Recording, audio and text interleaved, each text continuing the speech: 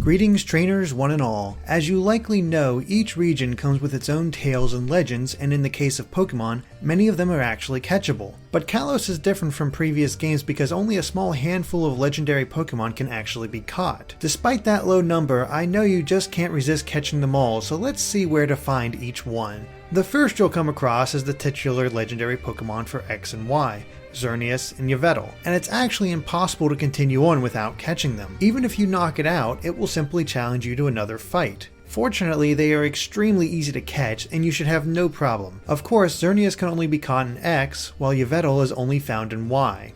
The rest of the legendary Pokemon cannot be found until you defeat the Elite Four. That's when many of the caves around Kalos stop being blocked off. Take for example the Unknown Cave in Pokemon Village. Enter it to find Mewtwo and catch this fan favorite.